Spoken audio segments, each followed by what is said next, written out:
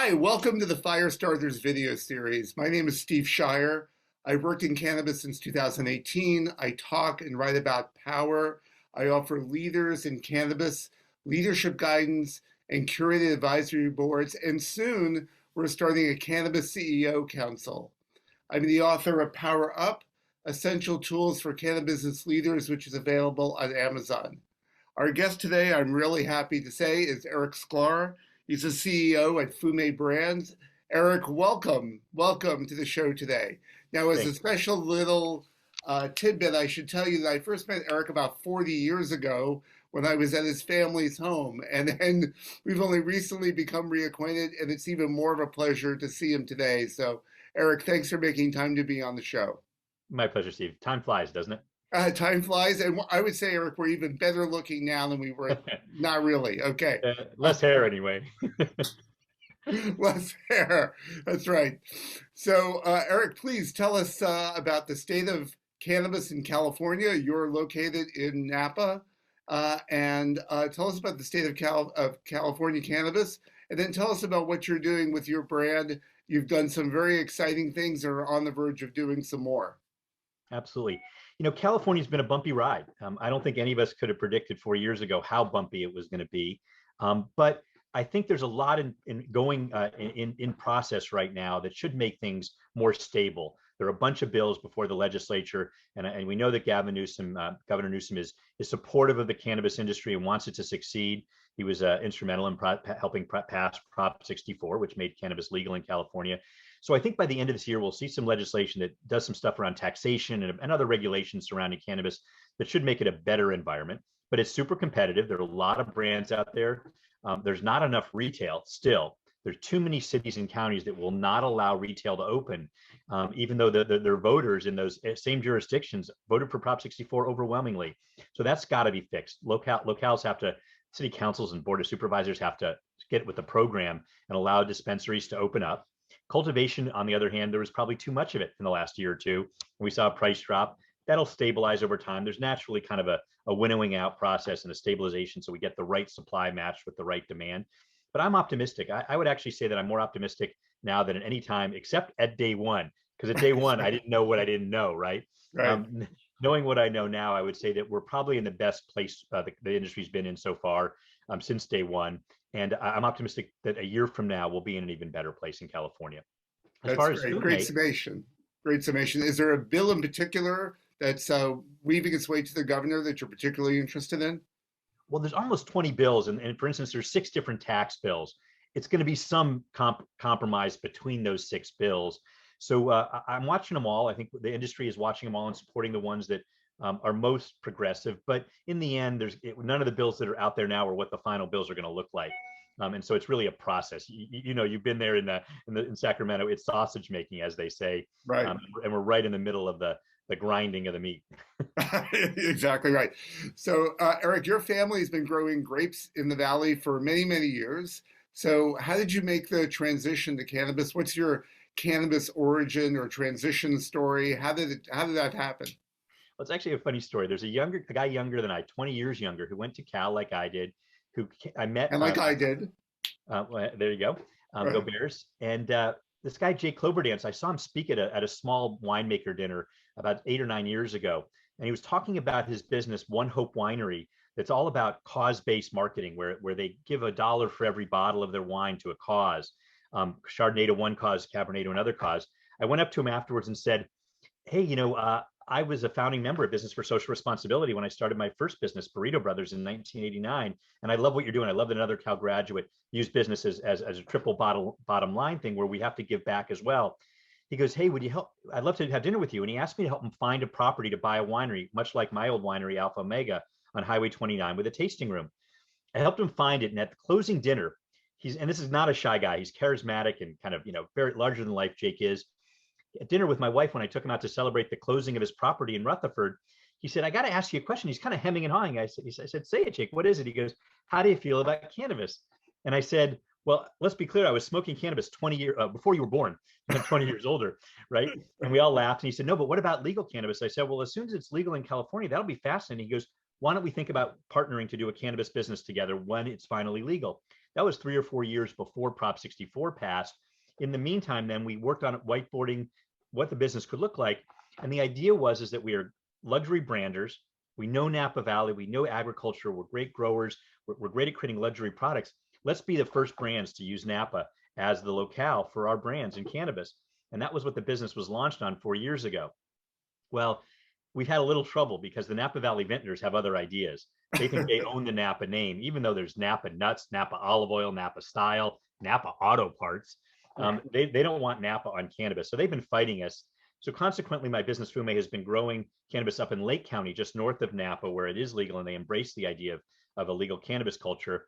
And we've kind of worked around the Napa Valley vintners. We can't grow outdoors yet in Napa, although it's only a matter of time. It's not a question of if, it's a question of when. And I can talk about that for a second. But the way we've worked around it is we went to the city of American Canyon, and they passed an ordinance allowing indoor cultivation now. And I believe they'll get to outdoor cultivation in a few years after we prove that it's not a big deal indoors.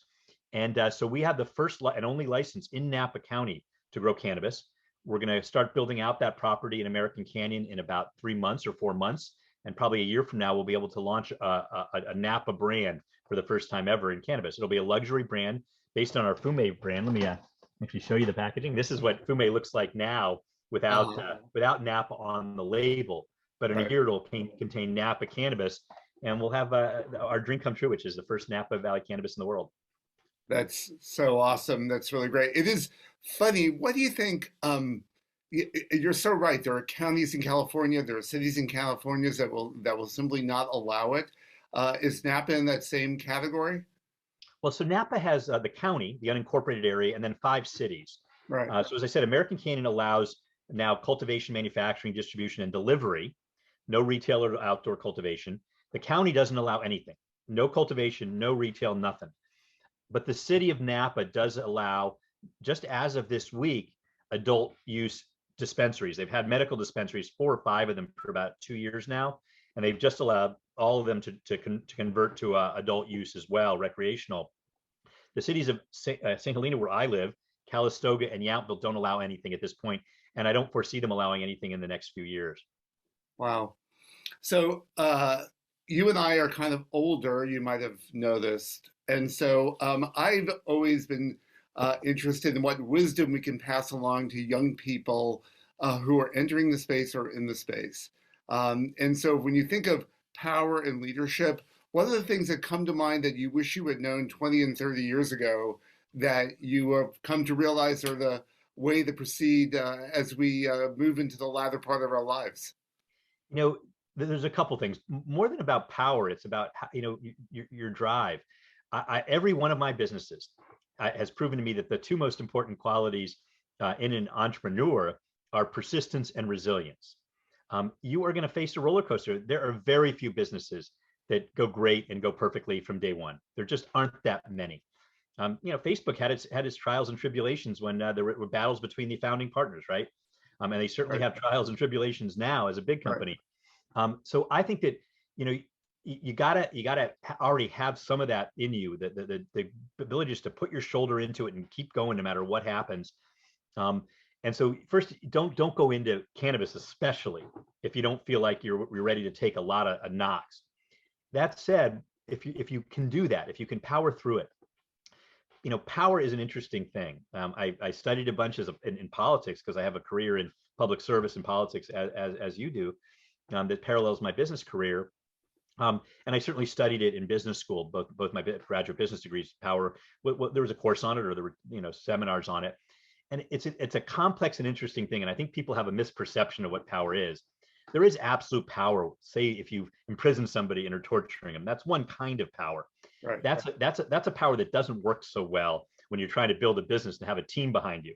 The other end of the spectrum is a quarterback. Where you have to get everybody to believe that you're gonna do the right thing and be there for them. And you're much more like a quarterback than a dictator running a business. And so it's about integrity, it's about authenticity, it's about transparency, it's about setting the right example. All those things are critical. So the list of things you've got to do and do well is long.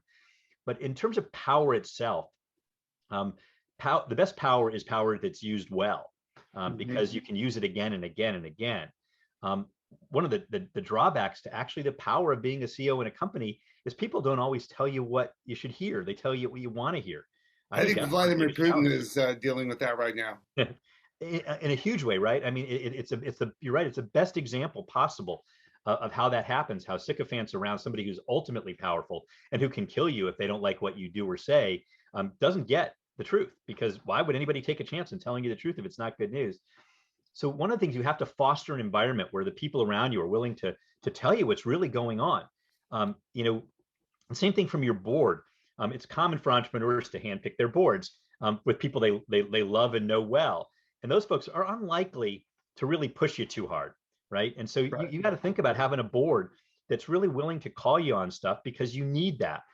So that's the first thing, is fostering an environment of truth telling is critical, and power can sometimes dampen that.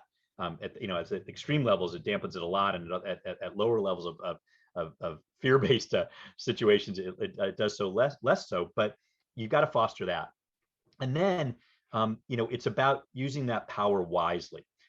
You do have to delegate, and it's not a democracy. I mean, I think there's this false sense that sometimes in modern companies that it should be a democracy, and I think that doesn't work very well generally in a company. There's got to be somebody who's willing to, the Harry Truman line, the buck stops here. You got to have somebody who's willing to make a decision, because finance and marketing are going to have different ideas of what should be done. Right. And if you try to get to a consensus, you're likely to, I'm using a lot of metaphors here, that old thing about designing a camel, right? If you do everything by consensus, you're going to design a horse that looks like a camel. Right. And that's Exactly. not good for the business or good for any of the departments. So one of the things I think you did really well, and I'd like you to talk about for a second, is you had a vision about what you were trying to create. Now, leadership is one thing. You can direct people, as you said, to do various things. But if you don't have a vision that you're trying to accomplish, and also, I talk about this in my book, a vision that you're able to articulate, That's right. people want to follow to the extent that, and when I say follow, I don't mean that in a negative way. They want to adhere to, they want to bond with someone with a vision. Because if they can learn from someone what that vision is, they can accomplish that, and will also inspire them to have a vision about what they want in their own life. So how do you create a vision that people can sign on for and be motivated by? I think that it's actually comes from your heart, right? I think that when Right. what you ask yourself why you're doing this in the first place, and for us, it was a vision of creating the very best luxury branded products in cannabis. It's that simple, and that's there's other parts to the vision, and there's in our mission that we've spelled out in some detail, and some of that's been built by consensus, some of it, not all of it, but it starts with something very simple, because if it's simple, then people can understand it and they can follow it. And so, our vision is quite simple: to create the best products and experience in the cannabis space. Yeah, exactly. And I think that's really exciting. It's been one of my frustrations in working with CEOs in the cannabis space is that they either do not feel comfortable and confident in their vision, or they don't feel confident in expressing it to other people. And people are dying to hear what they want to say, but it's very difficult for them to sometimes get unstuck on that issue. That's right. But you just described something interesting that I've always noticed. I taught an entrepreneurship class years ago at Georgetown, and I start the class by asking people to describe what they think is the quintessential entrepreneur, and in adjectives. And they say, cowboy, bold, aggressive, all these terms. And then put some pictures up on the board of some different CEOs of major companies: Bill Gates versus Ted Turner. I'm aging myself a little bit. I mean, I suppose you put other faces up there, right? We're long past that already. Right. But when you look at them, they're all very different. Right. You have some entrepreneurs who are overconfident, some who aren't that confident altogether, and have to find that confidence. The thing that does unite us all is persistence and resilience. I think that's the one thing that all entrepreneurs have in common. But the confidence in yourself and your vision varies, and the way you present that confidence. Some people are quietly confident, other people are bold and kind of bigger than life, like I was describing my co-founder Jake Cloberdance. But you got to find that confidence, and you got to look deep down to find that vision, and then you have to be able to articulate it, not just to your employees, but to your customers and to your investors and to the community you work in. It's critical. I think it's the single most important role that the CEO has, particularly as your company grows and your role is much more outward facing, kind of being the visionary and the spokesperson for the company. Right, exactly. So do you think there'll be other products that you offer as time goes on? Absolutely. We want to build a range of products. Much like wine, we have a first label and a second label. Mhm. Fumé is our first label, and then lake grade currently, but it could be California grade, it could be Saginaw grade, it could be Right. Tallahassee grade. It will be our second label. The idea being that not everything makes it into the first label, and you want to have an entry product that people can buy and say okay and aspire to your higher project, much like we do with wines. You'll often have a Cabernet that's $100, but you'll have your icon wine at $250 a bottle. So we'll Right. do that, and in with each of those brands, we'll have flower, pre-rolls, possibly vaporizer, possibly edibles. Each of the brands we create will have its own line that's appropriate for it. And then as we go outside of California, the name we'll probably go with California grade as we go to other states, as opposed to names of counties in like California.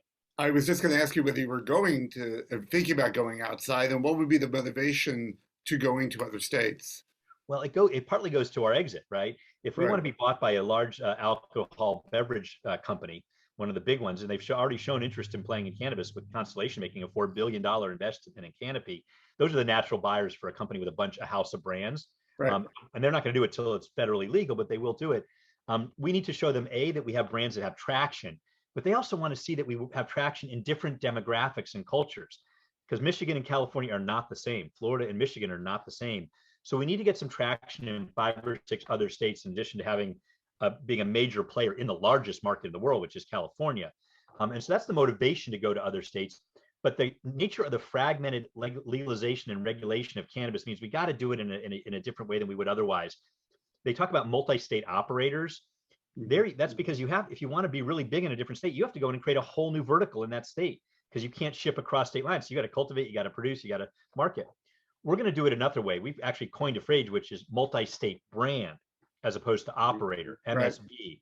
And so we're going to license our products in 5 or 6 other states to existing operators. In places like Florida, where it's entirely vertical, we'll have one partner who grows it, packages it, and sells it and distributes it through their dispensaries or delivery. In other states, we might have one deal with a grower, another with a producer. We might put a salesperson on the ground to get it into dispensaries. It'll vary by state.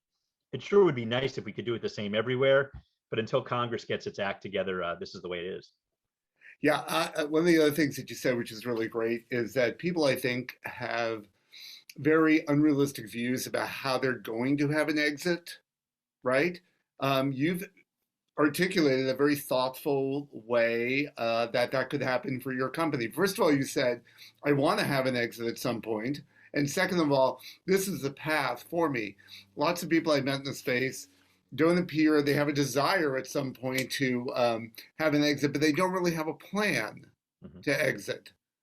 Everybody's going to have an exit, whether it's because you retire or pass away. At the very least, that's when it's going to happen, right? And then you need either succession or exit, and Right. you ought to plan that for your heirs if you're doing that. But I think that most businesses, well, first of all, let's be honest, most small businesses fail, right? Right. Something like 9 out of 10 startups fail within the first 10 years. Something like 80% fail in the first 5 years. So that's one exit, which you don't want to have. But I think that unless you're going to be a sole proprietor, if you're going to have investors, they're going to want an exit. They're going to want to hear what that exit is. You don't have an investor call with a potential investor who doesn't say, okay, and what's your exit plan? So when I start a business, I have that exit plan before I spend the first dollar. It's part of the business plan, because that business plan ought to be designed with an exit in mind. Now, you may not exit for a very long time. If you create a great cash flowing business, your investors may say, fine, we'll take a 10% cash on cash return every year, and let's keep doing that for a while. But in the end, most people want the capital returns at some point. Yeah, exactly. It's just a really, really thoughtful approach, which I think, unfortunately, many people in the sector don't really have, and they can learn a lot from you. So, Eric, as we wrap up here today, I just want to say thank you very much. It's been such a joy and a delight to get to know you again a little bit as our paths have moved forward. And I want to ask you to let people know how they can reach you and how they can find you on your socials. And if you could tell us that, that'd be great. Okay, terrific. Well, Instagram is the main one. And so the first one is at Enjoy Fume, ENGOYFUME. And for our second label, it's at Lake Grade. You can see it. Business folks can find us on LinkedIn under Fume Brands, and Facebook. Look us up under Fume Brands as well. All right. Well, I'm looking forward to coming to Napa in May and getting to see you, and that's going to be really awesome. Thank you very much for being on the show today. It was really a great pleasure.